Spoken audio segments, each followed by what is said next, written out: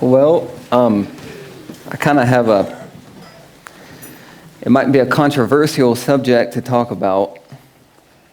I thought it might be thought-provoking for us today, but if everyone has their Bibles, we can go to Matthew 24, and it's commonly talked about, this chapter, which I understand in some ways I could be wrong about what I think about Matthew 24. So I'm just going to explain why I think the way I do about this chapter. And one point I think is good to note, there's a lot of talk about this great tribulation that we're going to have before the end. And I think Matthew 24 teaches that the great tribulation has already passed. And that tribulation was for the apostles. I'm going to read a parable here. I think it kind of ties in with the destruction of Jerusalem. Jesus said, "The kingdom of heaven is like unto a certain king, which made a marriage for his son, and sent forth his servants to call them that were bidden to the wedding, and they would not come." I think those that were bidden to the wedding, this is in chapter 22. I think those are the Jews. Like, they were bidden to this wedding. And verse 4, again, he sent forth other servants, which I think would be like the prophets, saying, "Tell them which were bidden, behold, I've prepared my dinner, my oxen and my fatlings are killed, and all things are ready, come to the marriage." But they made light of it and went their ways, one to his farm, another to his merchandise. And the remnant took his servants and entreated them spitefully and slew them. But when the king heard thereof, he was wroth, and sent forth his armies and destroyed those murderers and burned up their city. Which would be what I believe, what I think Jesus is referring to in this parable is the destruction of Jerusalem. The armies came, Titus and his army, and destroyed the Jews, and the city was burned. And this next part, I think, would be about the Gentiles, or the ministry to the Gentiles. Then said he to his servants, "The wedding is ready, but they which were bidden were not worthy. Go therefore into the highways, and as many as you shall find bid to the marriage." And then it talks about them going to the highways, and the wedding was furnished. So Matthew 24, Jesus told them, "And Jesus went out and departed from the temple, and his disciples came to him for to show him the buildings of the temple. And Jesus said unto them, Do you see all these things? Verily I say unto you, there shall not be left here one stone upon another that shall not be thrown down." And this next part, the disciples asked him 3 questions. "And as he sat upon the Mount of Olives, the disciples came unto him privately, saying, Tell us, when shall these things be? And what shall be the sign of your coming and of the end of the world?" And I think Jesus answered them in that chronological order. Tell us, when will these things be? Like, when will these stones be thrown down? And what the sign of your coming and the end of the world? So I guess we can just start reading. "And Jesus answered and said unto them, Take heed that no man deceive you. For many shall come in my name, saying, I am Christ, and shall deceive many. And you shall hear of wars and rumors of wars. See that you be not troubled, for all these things must come to pass, but the end is not yet. For nation shall rise against nation, kingdom against kingdom. There shall be famines, pestilences, earthquakes in divers places. All these are the beginning of sorrows. Then shall they deliver you up to be afflicted, and shall kill you, and you shall be hated of all nations for my name's sake. And then shall many be offended, and shall betray one another, and shall hate one another. And many false prophets shall rise, and shall deceive many. And because iniquity shall abound, the love of many shall wax cold. But he that endures to the end, the same shall be saved. And this gospel of the kingdom shall be preached in all the world for a witness unto all nations, and then shall the end come. When you therefore shall see the abomination of desolation spoken of by Daniel the prophet stand in the holy place, whoso reads, let him understand. Then let them which be in Judea flee into the mountains. Let him which is on the housetop not come down to take anything out of his house, neither let him which is in the field return back to take his clothes. But woe unto them that are with child, and to them that give suck in those days. But pray ye that your flight be not in the winter, neither on the Sabbath day. This is another point where I think he's still talking about the destruction of the temple, because why else would the Sabbath day be important to us? This next part, for then shall be great tribulation, such as was not since the beginning of the world to this time, neither will be, neither ever shall be. And except those days should be shortened, there should no flesh be saved. But for the elect's sake, those days shall be shortened. Then if any man shall say to you, Lo, here is Christ, or there, believe it not. For there shall arise false Christs and false prophets, and shall show great signs and wonders, insomuch that, if it were possible, they shall deceive the very elect. Behold, I have told you before. Wherefore, if they say to you, Behold, he is in the desert, go not forth. Behold, he is in the secret chambers, believe it not. For as lightning comes out of the east and shines even unto the west, so shall also the coming of the Son of Man be. For wheresoever the carcass is, there will the eagles be gathered together. Immediately after the tribulation of those days shall the sun be darkened, and the moon shall not give her light, and the stars shall fall from heaven, and the powers of the heaven shall be shaken. And then shall appear the sign of the Son of Man in heaven. And then shall all the tribes of the earth mourn, and they shall see the Son of Man coming in the clouds of heaven with power and great glory. And he shall send his angels with the great sound of a trumpet, and they shall gather together his elect from the four winds, from one end of heaven to the other. Now learn the parable of the fig tree. When his branch is yet tender, and puts forth leaves, you know that summer is nigh. So likewise you, when you shall see all these things, know that it is near, even at the doors. And this next verse is why I believe it's already passed. Verily I say to you, this generation shall not pass till all these things be fulfilled. And I think when he was talking to the disciples, they would have understood that that's their generation. And then when he says, till all these things be fulfilled, I believe he's referring from verse 4 to verse 34, all the things he just got done saying. And I think if we just look at the context, that's what it's showing us. And then I think he makes a transition here. Heaven and earth shall pass away, but my word shall not pass away. Then I think the transition is somewhere right in here. But of that day and hour knows no man, no, not the angels of heaven, but my Father only. And this is when I think he starts to talk about the end of the world. Because he said no one knows but his Father only. And then if you look back up before verse 34, he told him, so likewise you, when you shall see all these things, know that it's near. It's right at the doors. It's near. And then he starts talking about in verse 37, but as the days of Noah were, so shall also the coming of the Son of Man be.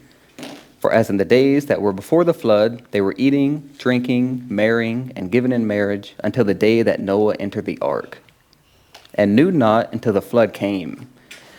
So in some way, the great tribulation, Jesus told him, when you see all these things, just know that it's near. But then he's referring to his coming, with the flood, like no one knew when the flood came and took them all away. So shall also the coming of the Son of Man be. And I think if Jesus, he's coming like a thief in the night, I don't think there's going to be all these signs. I just think the days of Noah, the warning went out, this ark is being built that's able to save men, and one day the flood's just going to come unexpectedly.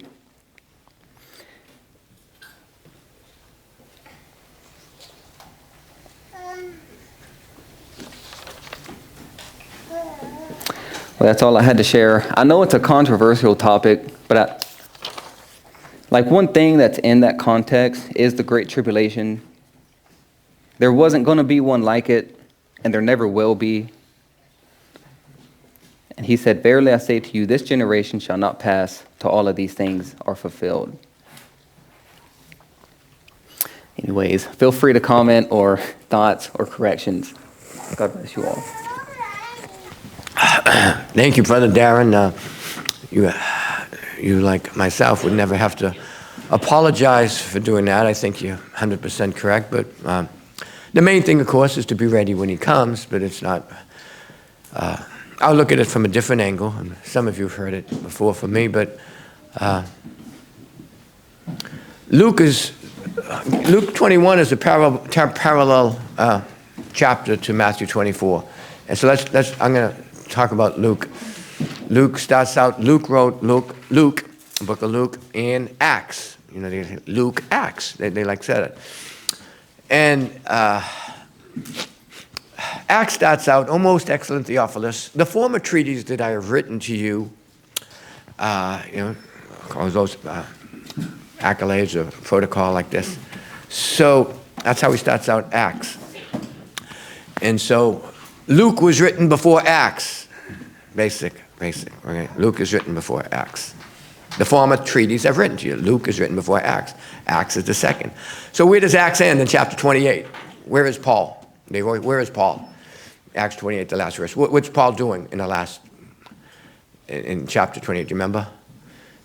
He's in a certain place for 2 years. He's in Rome, and he's renting. He had a house, and he's renting, and he saw anyone come in for morning and night. He would preach. He stayed 2 years in his rented house, and that's the end of Acts 28. In 2 years. And when did he get beheaded? He got beheaded in 67 A.D. Right? Nero was the emperor, and it's 3 years before Jerusalem fell. So that's simple chronology.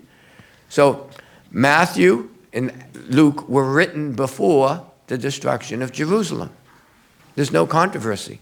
Early Christians, as a witness, always said that. Matthew is the first book. It's written like that. But Luke was also written before destruction of Jerusalem. What does that have to do with Brother Daron's thing? With everything. It was written before Jerusalem was destroyed. It wasn't written after, as modern cemetery people would say, 80 A.D. and all this. Make it foolishness. If it was written after the destruction of Jerusalem, sure, Matthew would have said, and Jerusalem was destroyed in 70 A.D. and all that. But anyway, if you can fit that in the puzzle, it's really obvious for that. If Brett was here, he would agree with me, I think. There is no great tribulation, the great tribulation. The word the definite, or is that definite or indefinite? That's a definite article, right? The is inserted. It says great tribulation. Great tribulation. Great suffering. Nothing about the great suffering as if this is the epitome and nothing like that. No, it says great tribulation. Great suffering. It doesn't say the great.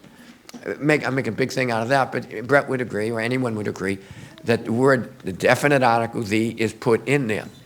Now, I hope you can pull the strings together to see that. For great tribulation and things.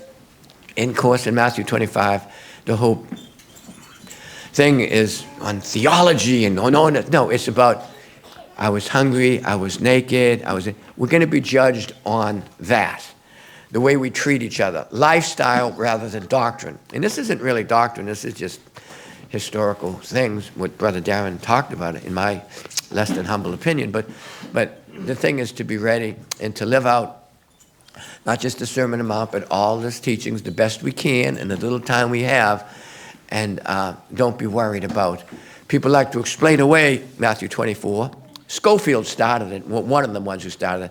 It's for future age, or even Luther like that. It's not for today and all that. No, it is for today. I mean, the words, did Jesus really mean what he said?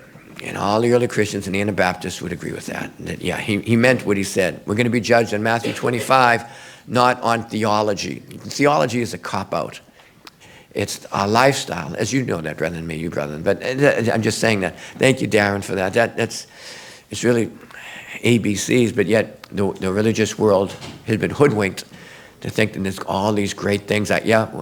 Brother Robert, see here, Robert Bergeron, he sent me that video. They're building a temple in Jerusalem. And I don't know if you believe in that. I don't think so. Robert does, but, watch out. They're going to have animal sacrifices. Get ready, Walter, it's coming. No. Let's just be ready when he comes again. But there's always people that are going to prophesy.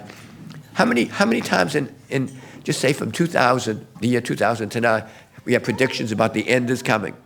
We had Y2K, we had Harold Camping, we had all these things, right? And now they're doing another one, right? It's always just live simple, live godly, and redeem the time. And don't worry about destruction in Jerusalem. It's already happened.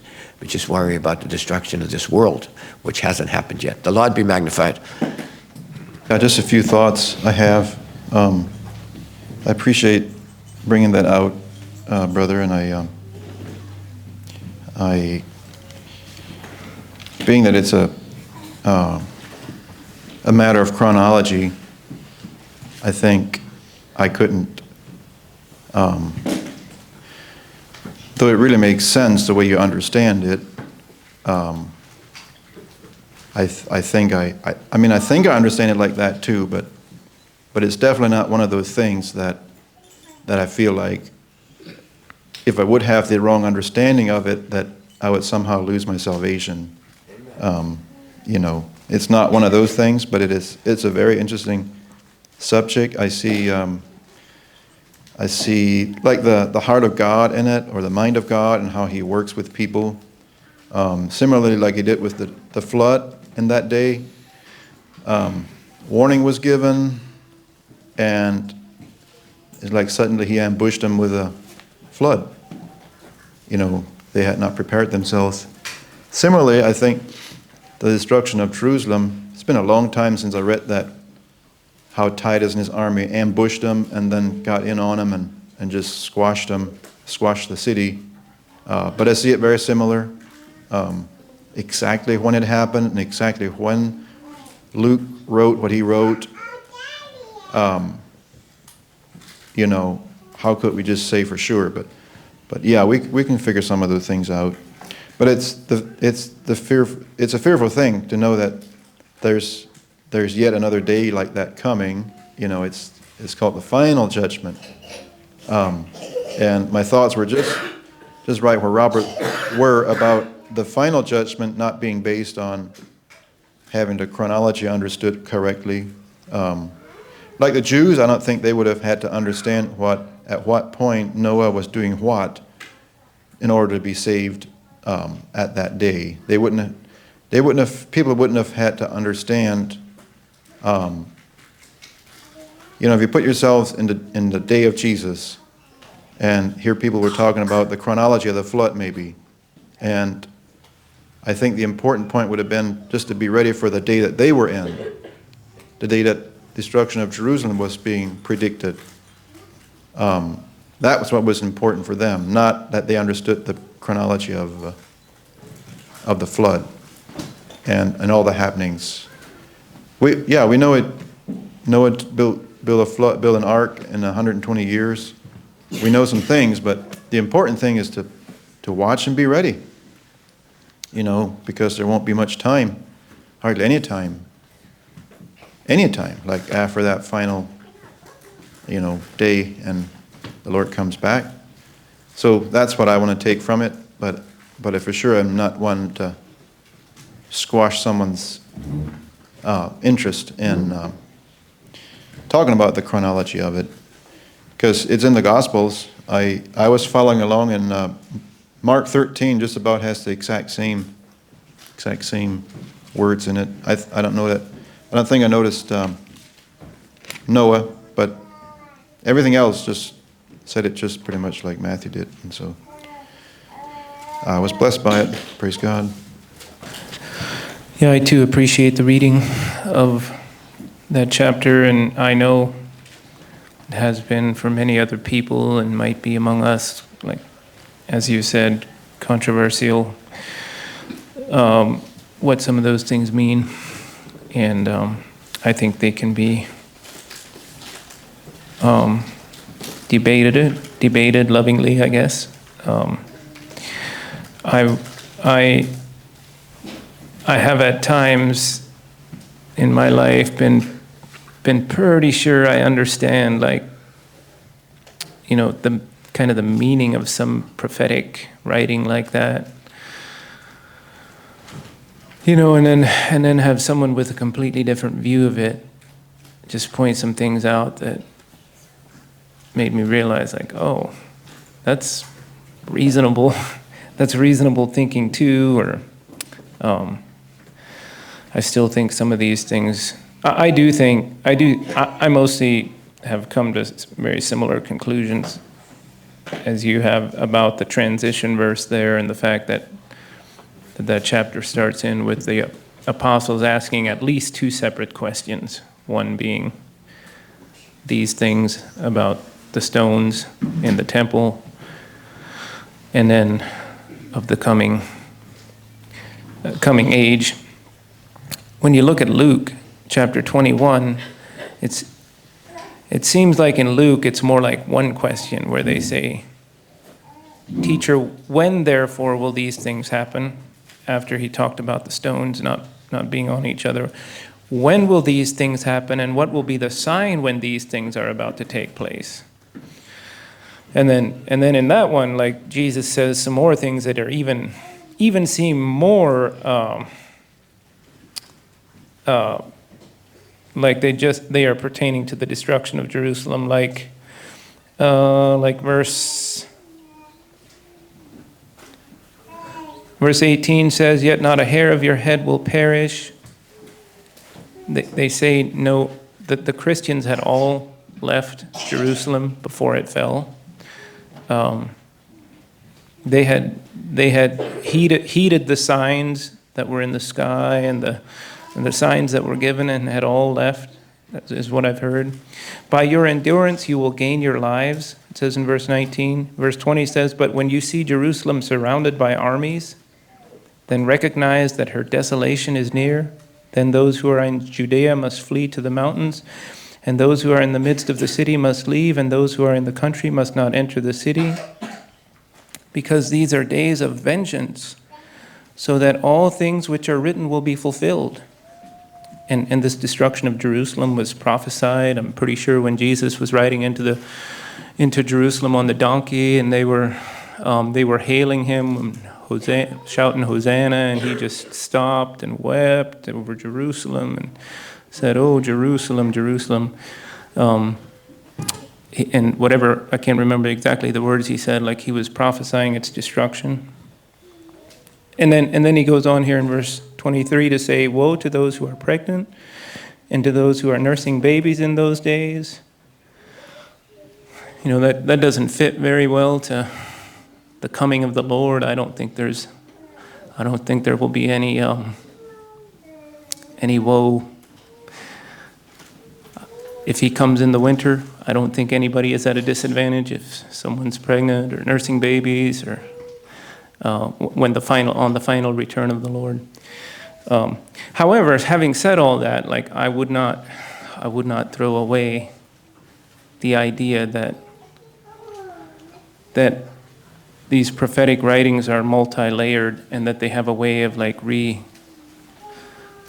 reappearing. I think so many of the prophetic writings meant something very particular for a very particular time, and maybe sometimes more vaguely at other times, but that they will also perhaps climax in a major way at the end.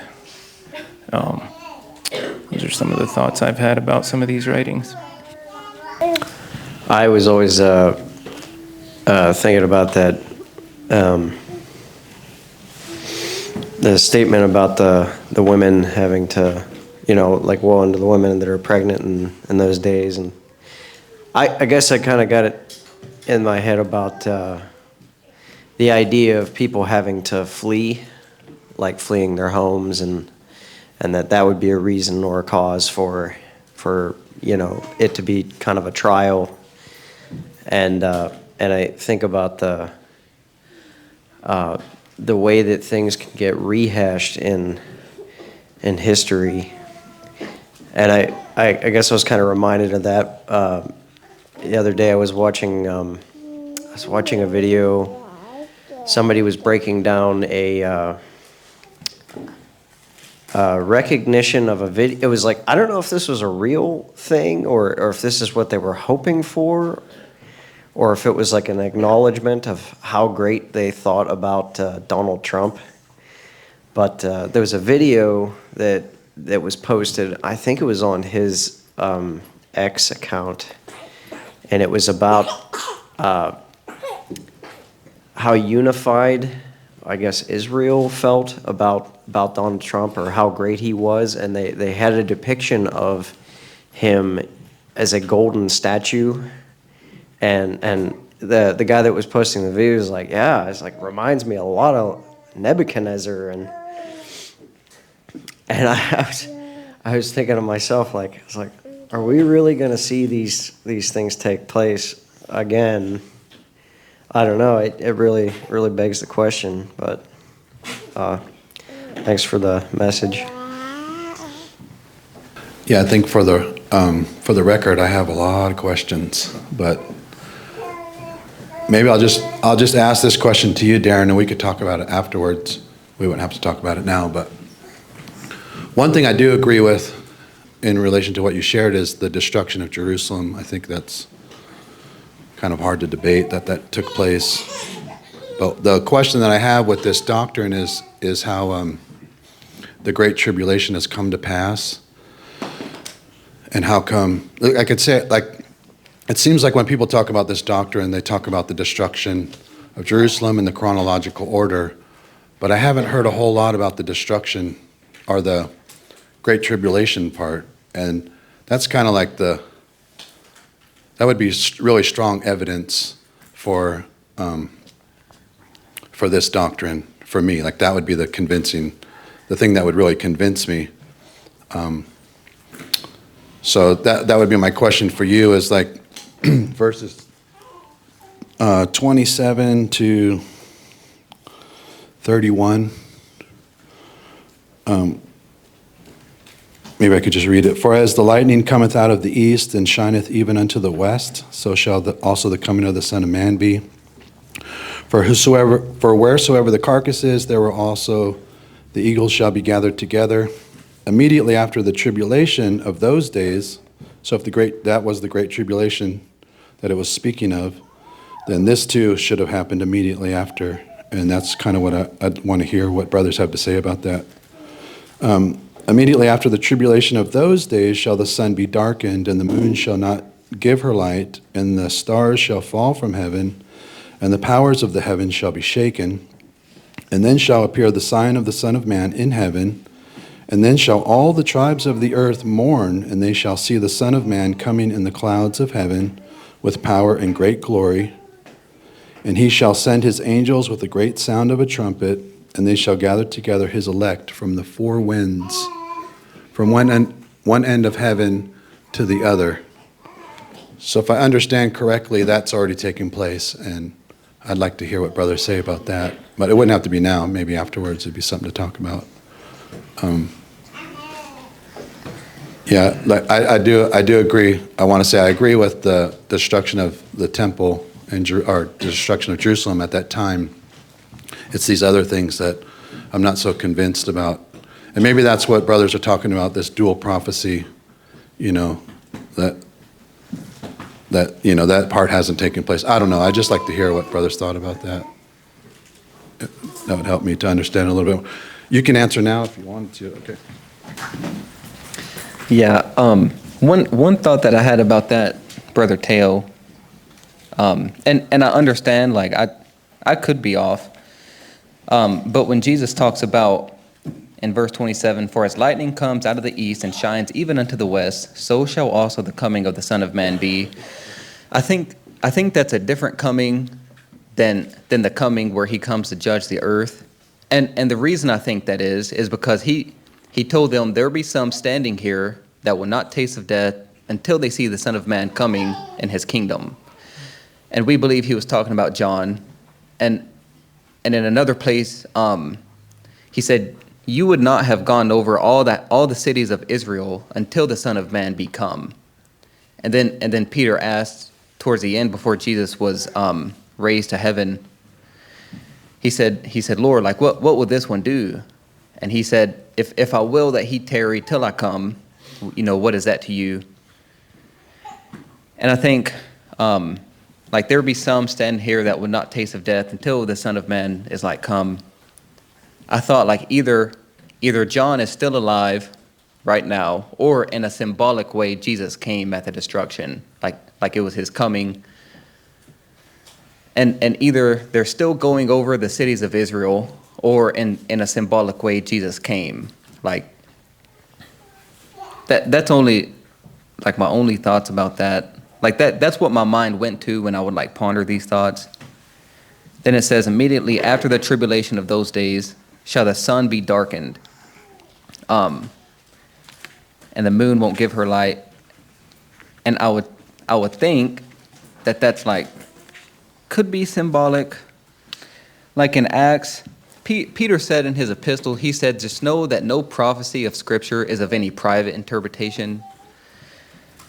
Like I don't think we can necessarily, and I know this applies to me too, but I don't think we can look at prophecy of Scripture and just get our own like thing out of it, but like rather let God interpret it for us. Like one example I think is in Acts when they spoke in tongues, and they were like, whoa, like these men are drunk, But Peter said, these are not drunken as you suppose, seeing it is but the third hour of the day. And then he says, but this is that which was spoken by the prophet Joel. And so Peter's making reference like what Joel prophesied about long ago, like them speaking in tongues, what's happening here, like this is that fulfillment. And then he goes on to say, it shall come to pass in the last days, I will pour out my spirit. Your young men will see visions, signs in heaven. And one part of that is the sun shall be turned into darkness and the moon into blood. And it could be in a symbolic way like those things happened. Yeah, the verse about, well, the gospel must be preached to the whole world and then the end comes. Yeah, so Finney Curvilla thinks it hasn't come, and that's why he's so evangelistic, that he wants to go out and he's going to bring Christ down. But no, the gospel was preached to the whole world, the Roman Empire, before 70 AD. Colossians chapter 1 and Romans 10, the gospel has been preached to every creature. Sorry, Finney, you're dead wrong on that, but I got to be humble like that. As far as, I go back to Luke again, Brother Dwayne quoted, almost excellency, given how others have written an account of the gospel. So Matthew and Mark were written before Luke, okay? That was even before, for the time set. And the last comment would be what Teo and Brother Dwayne said, Brother Teo and Dwayne. Yeah, the dual thing. No, there's not any dual things about certain things. Christ was only crucified once. It's not going to happen again. There are certain things that once it's over, it's never going to happen again. And so, yeah, there's prophetic things that could happen again, but no, there's certain things. Jerusalem was destroyed. And it's not, we're going to be destroyed again a third time, fourth time. Let's go for 5. No, there's certain things that happen once, and once for all, and nada más, no more. Okay, but I got to be humble like Daron and others, and but the Lord be magnified. Prince of Peace, control my will, bid this struggling heart be still, bid my fears and doubting cease, hush my spirit into